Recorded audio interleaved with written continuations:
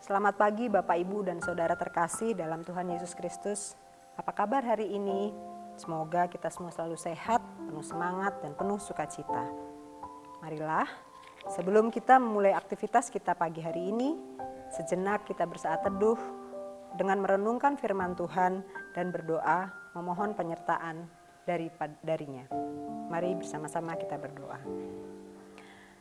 Bapa di surga, kami mengucap syukur atas hari yang baru, atas kehidupan yang boleh kami terima, atas seluruh berkat dan penyertaan yang selalu Tuhan berikan pada kami. Pagi hari ini Tuhan, kami akan membaca dan merenungkan firman-Mu.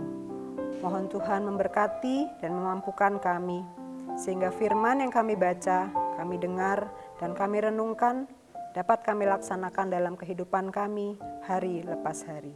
Terima kasih ya Tuhan. Amin.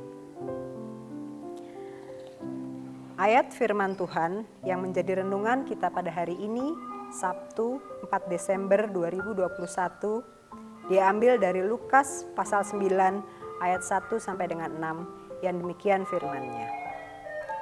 Yesus mengutus ke-12 murid. Maka Yesus memanggil ke-12 murid-Nya, lalu memberikan tenaga dan kuasa kepada mereka untuk menguasai setan-setan dan untuk menyembuhkan penyakit-penyakit. Dan ia mengutus mereka untuk memberitakan kerajaan Allah dan untuk menyembuhkan orang. Katanya kepada mereka, "Jangan membawa apa-apa dalam perjalanan. Jangan membawa tongkat atau bekal, roti atau uang, atau 2 helai baju. Dan apabila kamu sudah diterima dalam suatu rumah, tinggallah di situ sampai kamu berangkat dari situ. Dan kalau ada orang yang tidak mau menerima kamu, keluarlah dari kota mereka dan kebaskanlah debunya dari kakimu sebagai peringatan terhadap mereka." Lalu pergilah mereka, dan mereka mengelilingi segala desa sambil memberitakan Injil dan menyembuhkan orang sakit di segala tempat. Demikianlah firman Tuhan. Bapak, Ibu, Saudara terkasih, saya memilih tema untuk renungan kita pada pagi hari ini adalah fokus pada tujuan. Fokus pada tujuan, apakah itu begitu penting? Demikian, menurut Kamus Besar Bahasa Indonesia, fokus adalah suatu pusat atau titik yang dapat didefinisikan sebagai kemampuan berkonsentrasi pada suatu objek tanpa menambahkan hal lainnya yang bisa mengurangi bahkan menghilangkan konsentrasi. Sehingga pada saat kita dalam kondisi fokus, kita harus menyingkirkan segala pengaruh yang dapat mengganggu aktivitas kita, termasuk dalam mencapai tujuan kita. Setiap orang pasti punya tujuan. Namun dalam mencapai tujuan tersebut pasti tidak mudah dan banyak sekali gangguan yang datang yang pada akhirnya menunda semua rencana untuk mencapai tujuan itu. Maka dari itu kita harus selalu fokus pada tujuan kita dengan menghilangkan segala jenis gangguan dan menghadapi segala jenis tantangan untuk mencapai tujuan. Fokus pada tujuan membuat kita termotivasi untuk selalu gigih, pantang menyerah, dan berusaha mewujudkannya. Bapak, Ibu, dan Saudara terkasih, bacaan kita hari ini mengisahkan tentang Yesus yang mengutus ke-12 murid-Nya untuk memberitakan kerajaan Allah. Yesus mengutus para murid, tapi melarang mereka untuk membawa bekal dalam perjalanan. Bukan maksud Tuhan untuk menelantarkan mereka, tetapi Tuhan Yesus hanya ingin agar para murid hanya berfokus pada Tuhan, tugas dan tanggung jawab mereka. Yesus mengingatkan kepada mereka untuk tidak salah fokus. Apa yang Tuhan berikan kepada mereka, tenaga dan kuasa dari Allah, pastinya sudah lebih dari cukup. Mereka diminta agar tidak lagi memusingkan bekal makanan, uang, pakaian, atau bahkan respon dari orang lain.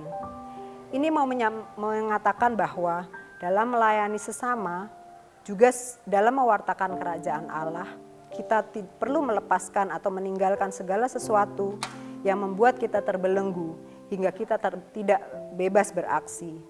Terlebih khususnya kepentingan pribadi dan kenikmatan yang ditawarkan duniawi. Kita harus setia dalam berkarya, menerima keadaan sekitar dengan senang hati tanpa mencari kepuasan diri semata. Para murid diajar untuk percaya bahwa dalam setiap tugas pengutusan Tuhan menyediakan dan memperlengkapi mereka agar para murid selalu ingat kembali kepada Yesus, Sang Sumber hidup sejati. Bapak, Ibu, dan Saudara yang terkasih, sebagai umat Tuhan, kita pun diutus untuk memberikan kesaksian tentang karya dan kasih Allah kepada dunia melalui sikap kita, ucapan kita, dan tingkah laku kita yang harus mencerminkan kehendak Kristus. Tuhan menciptakan kita sebagai umat-Nya untuk sebuah tujuan khusus. Hanya Dia yang tahu dengan pasti tujuan itu. Tugas kita hanya satu, peka mendengarkan suaranya agar mengetahui tujuan hidup kita. Sesudah menemukannya, kita harus fokus pada tujuan itu. Hal-hal duniawi seperti makanan, uang, pakaian, ataupun sanjungan atau pujian dari orang-orang di sekitar kita, jangan lagi memudarkan orientasi kita. Semuanya memang dibutuhkan, namun bukan menjadi fokus utama.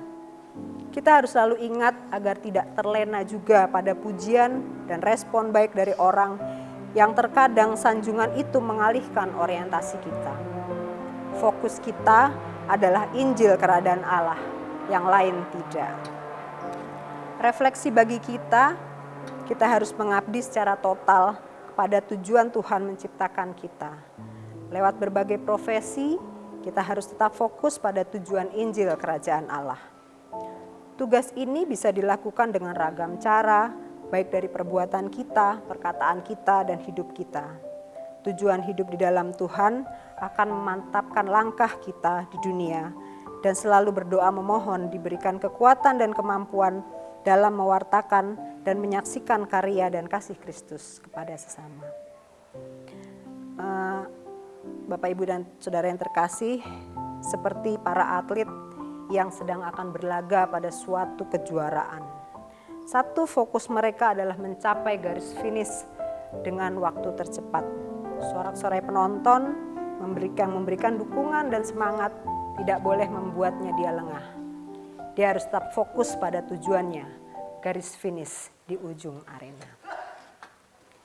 Tetap fokus satu titik, hanya itu titik itu. Tetap fokus kita kejar dan raih bintang. Tetap fokus pada titik tujuan, Tuhan akan senantiasa menyediakan dan memperlengkapi perjalanan kita untuk mencapai tujuan tersebut.